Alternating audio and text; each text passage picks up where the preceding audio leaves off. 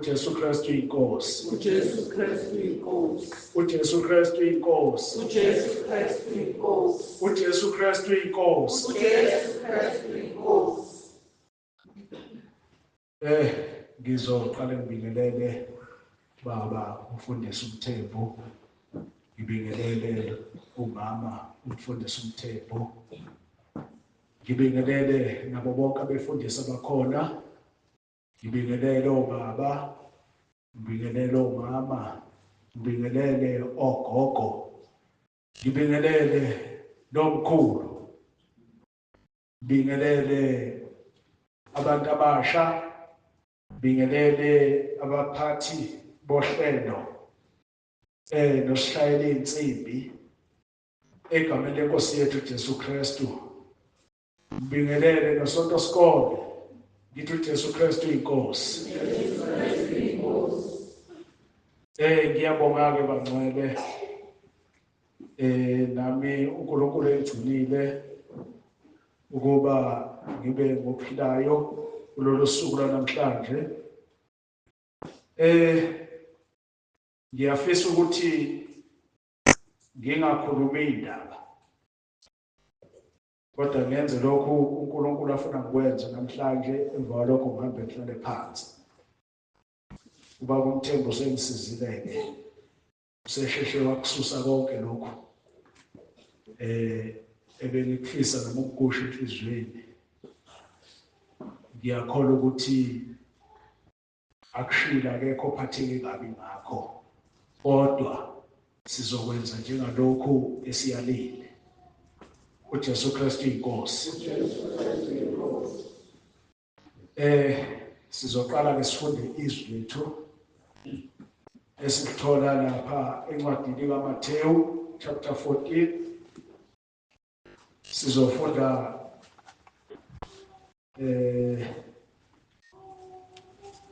kunamavesi la awu-4. Bengifisa ukuwafunda onke lamavesi awu-4 ukuze mhlawumbe lokho engizokukhuluma kuzwakale kahle. Kodwa ke likhona leli vesi okuyilona engifuna ukuhlala kulona. uNkulunkulu athe ngingakhuluma ngalo usuku namhlanje. Kodwa ngicela ukuqala nje lapha ku-28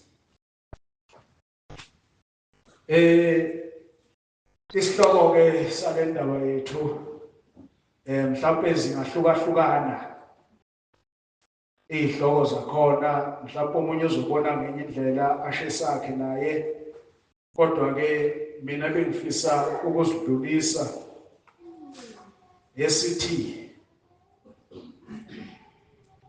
hlala kuJesu, ungasuki kuye impilo yakho yonke. Mhlawumbe omunye uzobona ngathi lesingafanele lesi, kodwa mina esabiso leso. Hlala kuJesu, ungasuki kuye impilo yakho yonke. Ngizocela ke sifunde. uPetro wayesephendula wathi kuye, Nkosi, uma kunguwe yisho ukuba ngize kuwe phezu kwamanzi. Wayesethi woza. Wehla ke uPetro emkhunjini, wahamba phezu kwamanzi, weza kuJesu. Kepha ebona umoya wesaba eseqala ukushona, wakhala wathi, Nkosi, ngisindise. Masinyane uJesu welula isandla, wambamba, wathi kuye, awu, wena onokholo olucinyana, ungabazelani na? Ukufunda kwezwi, Inkosi mayibusise. Amen. Bahlobo bami, le ndaba le siyakhumbula iqala lapha ya uJesu ekade ehlezi nabafundi bakhe, kwaqhamuka isixuku, sasondela isixuku kubona. Kusho ukuthi isixuku sasithandile lokhu uJesu ayekushilo, noma indlela ayekhuluma ngayo. Bakuthanda, base bebona ingcono besondele kuyena ukuze bezwe lokho akukhulumayo. Kutheke sekubonakala ukuthi ilanga liyashona. Wamukisa abafundi bakhe uJesu, wathi mabahambe. Bagibela-ke emkhunjini, yena wasala-ke yena wamukisa isixuku lesi sasikhona. Isixuku-ke kwesinye isikhathi kunzima ukuthi sisuke uma kukhona into esiyitholayo ebajabulisayo, kodwa sabonga la sahamba. Kuthe uma sesibukile isixuku, uJesu wakhuphukela entabeni. uJesu-ke umuntu othi uma ngabe ethandaza, athandazele entabeni. Isikhathi esiningi uhlezi eyedwa. Uthe uma eseqedile ukuthandaza, washo ukuthi umkhumbi usuhambile, ususukile nje emhlabathini. Manje kusuka kwayo emhlabathini, yena akasezukwazi ukuthi agibele emkhunjini. Into eyenzeka, uJesu wahamba phezu kwamanzi. Sikhumbule ukuthi amanzi lawa uJesu wadala. Akakwazi ukuhlulwa ukuhamba phezu kwamanzi kuyena owadala. Wahamba phezu kwamanzi. Kuthe bebona kunesithunzana esiqhamukayo, bafikela ukwesaba besemkhunjini abafundi bakhe. Bathe uma befikela ukwesaba, wakubona uJesu lokho ukuthi kukhona ukwesaba abanakho njengamanje. Wathi ningesabi, yimi. Baqala ukukhululeka sebebona ukuthi hayi uyimpela uJesu lo, ngoba abanye babecabanga ukuthi mhlawumbe isilwanyana nje esiza phezu kwamanzi, ingakho babesaba. Kepha uthema ethi ningesabi, imani isibindi, yimi, bajabula. Yaqala-ke le ndoda emthanda kakhulu uJesu, uPetro. uPetro-ke indoda eyayithanda ukuthi ibe noJesu ngaso sonke isikhathi. noma phela ekhona ethanda ukuhamba naye. Nalapha ke uPetro lapha ku-28 wayesephendula wathi kuye, Nkosi, uma kunguwe yisho ukuba ngize kuwe phezu kwamanzi. Ayithi siyakhumbula ukuthi babonile basaba kwathi uJesu ningesabi mina. Ila iqala khona uPetro manje sefuna ukuza kuJesu ngoba ebona ehamba phezu kwamanzi. Kusho ukuthi uPetro wayethanda ukwenza into eyenziwa uJesu. Ingabe mina ngiyathanda yini ukwenza into eyenziwa uJesu noma ngiyaphikisana nayo? Bengakuhle ukuthi ngiyithande into eyenziwa uJesu ngoba akakaze asidukise, akakaze futhi akhulume into aphinde ayiphike. Manje kusifanele ukuthi sithande ukuhamba noJesu. Silingise uPetro. uPetro indoda emthandayo uJesu. Siyakhumbula nangenkathi ebanjwa uJesu, uPetro wayelokhu elandela emva kwakhe kancane esondela. Uyakhomba ukuthi indoda emthandayo uJesu. Yingakho athi, Nkosi, uma kunguwe yisho ukuba ngize kuwe phezu kwamanzi. uJesu kazange angabazi ukusho, wathi woza. Kwaqala uPetro wahamba phezu kwamanzi esuka emkhunjini. Sema ehamba phezu kwamanzi uPetro, yaqala indaba, wasusa amehlo kuJesu. Layiqala khona ke indaba, wasusa amehlo kuJesu. Mawususa amehlo kuJesu uqhamuka umcabango. Mawufika umcabango ukuthi uyazibona yini ukuthi uhamba. Thema ufika lo mcabango, wasaba uPetro. Nawu nomoya phela ukhona uyavungusa. Yaqala indoda yashona phansi. Kepha uPetro ebona wesaba, eseqala ukushona wakhala wathi, Nkosi, ngisindise.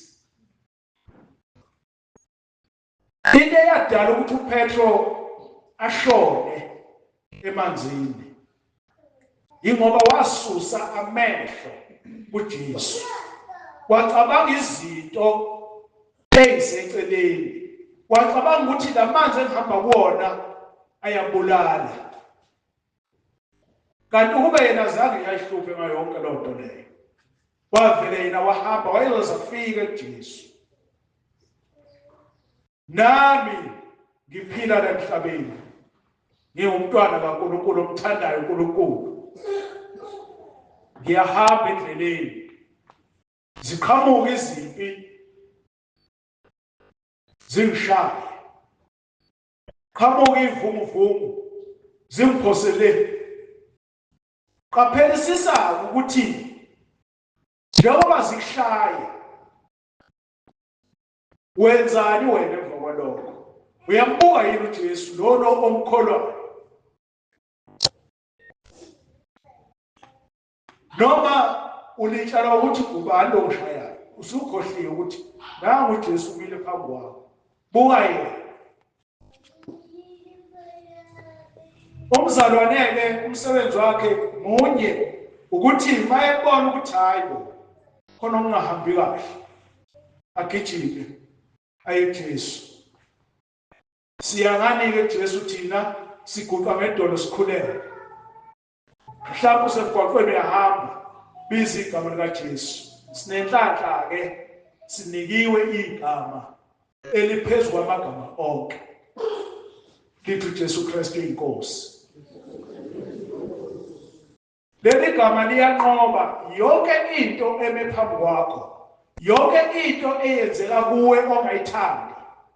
Uma ubize lelo gama uyanqoba. Qaphelisisa ukuthi ulibiza nje leli gama wena uyalethemba yini ukuthi lizokwenzela umsebenzi. Ngoba mhlawumbe uzolibiza nje uthi ngoba kwathiwa sonto nakubiza leli gama bese nawe ulibiza. Khumbula uNkulunkulu uhlola inhliziyo ukuthi lento oyishoyo isuka kuphi. Ekujuleni kwenhliziyo noma uyayisho nje umnandi phela ukukhuluma nje. Ayisuka ekujuleni kwenhliziyo ulibiza igama ukuthi uJesu Kristu inkosi phezu kwesimo engibhekana naso manje siyanqotshwa leso simo. Kodwa uma wena ukhuluma nje ngoba kuthiwa ukukhuluma uzoba nzima ukuthi silungisele leso simo ngaleso sikhathi. Yikho ngithe into eyenza uPetro asho ukuthi ngihamba phezu kwamanzi. Kwenzeka kanjani ukuthi ngihambe phezu kwamanzi? Ungabaza lokho kwamenza ukuthi ashone. Wayazi ukuthi uya kuJesu. Ingakho amemeza yena wathi Jesu ngisindise. Ngoba wayazi ukuthi vele uJesu uzongisindisa. Kodwa ingabashaya into encane nje esishayayo sonke singabantwana bakaNkulunkulu siphila kulomhlaba. Ziningi izinto ezisiphazamisayo endleleni okufanele thina sibhekise kuNkulunkulu. Sithi Nkosi nasi isimo engibhekana naso. Ngisindise kuso. Sisuse lesi simo ukuze ngihambe kahle endleleni yami. Kusifanele ukuthi siwenze lo msebenzi ngoba vele sila emhlabeni sizobhekana nezimo ezinzima. Uma nje singeze ukususa amehlo ethu kuJesu sizonqoba. Kodwa sawasusa silala phansi uSathane agijime phezu kwethu. Ingakho kumele wonke umuntu okholwa kuNkulunkulu abhekise amehlo akhe kuNkulunkulu. Siyakhumbula ngelinye ilanga abantwana bakwa-Israyeli besehlane sebekhonone kakhulu izinto eziningi. Kwaze kwafika isikhathi esinzima kubona. Balunywa izinyoka. Befa. uMoses uthe mayikhala kuNkulunkulu wathi uNkulunkulu bakhandela inyoka yethusi bebheke yona noma zingabaluma inyoka mabebheke yona bazosinda ngebefe. Abalalela uMoses basinda noma zibaluma inyoka kodwa babesinda. Manje omunye uzothi ngizonakala yenyoka bengilunywa yile. Yilokho uNkulunkulu akufunayo ukuthi uzwile yini ukuthi utheni iwe. Yenza letha akutshela yona. Musukubuka ukuthi kwenzakalani eceleni kwakho. uNkulunkulu ufuna abantu abanjani abazohamba endleleni yakhe baqonde bebheke yena bengabuka ezinye izinto eziseceleni ngoba yizo lezi ezisuyisayo. Noma singagilela kangakanani uma sizolalela uNkulunkulu senze njengalokho eshiwo. Asingalingisi uPetro bafowethu yena owaluza ifocus kuNkulunkulu kuJesu emva kwalokho kwenzakalayo washona phansi. Ngoba lento yenzeka ngenkathi usacabanga ungakayiphimiseli ngisho ngomlomo usacabanga ngengqondo. Impendulo ebuya lapho ziba yimbili. Ufike yokuqala uThethu ukuthi ukushesha kufike esibili phose ehlathini esibili. Asimele bangcwele siqonde kuNkulunkulu. Silalele ukuthi uNkulunkulu uthini ufunani kuthina ukuze yonke into esibhekana nayo ingasiqobi. Ingathi besingalingisi ihashi lona elifaka amawuklaphu lapha emasayidini. Singabuke eceleni sibuke phambili lapho esibheke khona. ukuze uJesu mayebuya ezolandela akhe ibandla sifice sonke singabalungileyo ukuba sihambe naye. Lokho kuyosisiza simethembe uNkulunkulu kuyo yonke into ayikhulumayo kuthina. Simethembe senze njengalokho ashilo. Uyabona ngizwe ubuhlungu mayethi uJesu awu wena olokukholwa okuncinyane ungabazelani na? Abuhlungu lawo mazwi. Awungathi uPetro okukhulunywa naye la. Awukuthi nje uJesu ukhuluma kuwena bese uyibuka wena ukuthi kahle kahle kulokukholwa othi uyakholwa ukuphi.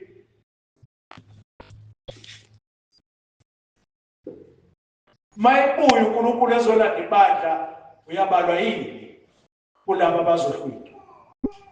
Awuyibheke nje. Sike simiyeke uPetro. Umuntu nomuntu ayibuke yena ukuthi ngihamba kanjani mina endleleni yokukholwa. Iyahamba indlela noma imini. Kuyenzeka yini noma kwenzeki. Bese ukuthi yini edala ukuthi kungenzeki uma kungenzeki. Ulungise la kumele ulungise khona. Mhlawumbe omunye akulungi nje kumele abhaphathiswe. Kumele avume izono. Yazi ukuthi okokuqala uvume izono bese uyabhaphathiswa. La inkonzweni njengoba sina siyibandla lasentabeni elikhulu noma siyindlunkulu. Othi yena wangena kulamanzi afakwa la wabhaphathiswa. Awuyibuze ukuthi wena usuke wangena mina. Uyibuze ukuthi kungani ungangeni? Kuhle ukuthi sibhaphathiswe ngamanzi nangomoya kaNkulunkulu. Mhlawumbe ingakho nje izinto zethu zingahlangani. Ingakho izinto zethu zihambe zibheke eceleni, iphume eceleni. Yingoba sivuma izono, asibhaphathisiwe. Fanele ngabe siyayihlupha. Yazi sihlulwa abantu abahlala kude nabantu abangekho la. Abanye basekhaya lezuphela. Asikhonzi nabo ngisho naneloti branch esinalo la emhlabeni. Kodwa sebaphuma khona emanzini. Sebeyivumile izono. Kanti thina silindeni. Silindeni singayivumi izono.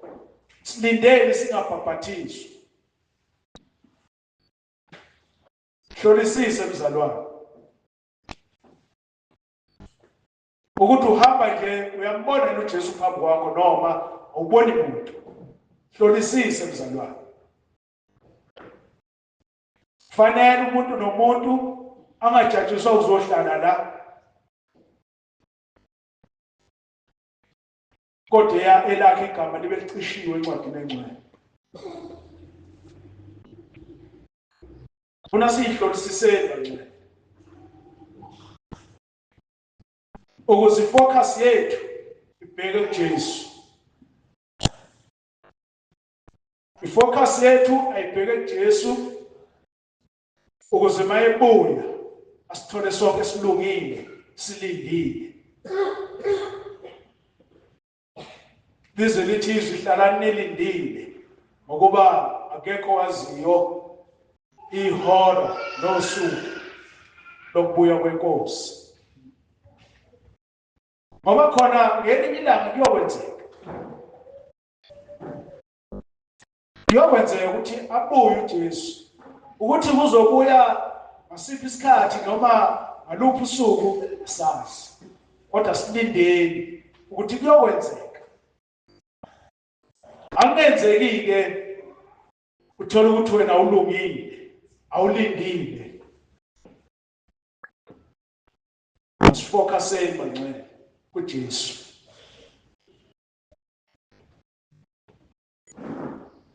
wayesethi was wayehlale uPetro emkhundleni wahamba phezu kwamanzi weza kuJesu kepha ebona umoya wesaba eseqala ukushona wakhala wathi Nkosi ngisindise kuyithuba lethu namhlanje uma sibona ukuthi siyashona simemeze sithi Nkosi ngisindise ithuba lethu leli masiliyeka mhlawumbe ngephinde sikuthole sihlaleni bagcwele kuJesu sihlaleni kuJesu uJesu akabafuni abantu abesabayo akabafundi abantu abangabazayo sesifundiswe kakhulu ngezwi lenkosi sesifundiswe kakhulu kufanele ngabe sikhulile manje akufanele ngabe sisakhula mangabe sesikhulile sesiqala sesenza kahle ngendlela uNkulunkulu afuna ngayo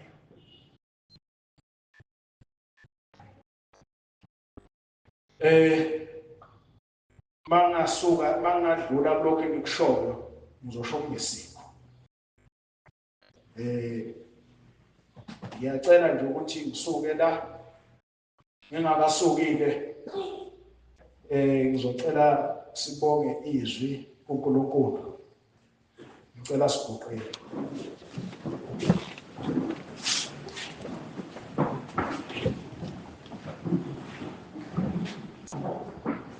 Baba ongcwele Baba osezulwini uNkulunkulu nomusa siyabonga lona lensindiso yethu sibonga leli thuba Nkosi osinike lona ukuba Nkosi ukhulume uNkulunkulu wethu phambi kwethu ukhulume Nkosi ukuthi masibheke wena singasuki kuwena masenze intando yakho uNkulunkulu wethu siyabonga dwala lethu siyabonga Nkosi Jesu siyabonga konke Nkosi okukhulumile ngiyathoba Nkosi phambi kobuso bakho nangalesi sikhathi ngiyacela moya ongcwele ukuthi sibandla lakho usisize usipha amandla Nkosi ukuba sihlale kuwe singasuki ususe Nkosi ukwesaba enhlizweni zethu ngoba uNkulunkulu wethu wena awumfuni umuntu owesabayo uthe wena igwala alingene ezulwini Baba wethu ongcwele siyacela Nkosi Jesu ukuthi ube nathi umoya wakho ophilayo sisize Nkosi yokulunga usiqinise Nkosi endleleni yethu yokukholwa usipha amandla ngezikhathi zonke siyacela egameni lenkosi yethu Jesu Kristu waseNazaretha yiba nathi ke uNkulunkulu wethu umoya wakho ongcwele usinqobele konke Nkosi esibhekana nakho ngaphansi komthunzi welanga ngegama lenkosi yethu Jesu Kristu siyabonga moya ongcwele yiba nathi ngoJesu Kristu ophilayo uJesu Kristu inkosi uJesu Kristu inkosi amen amen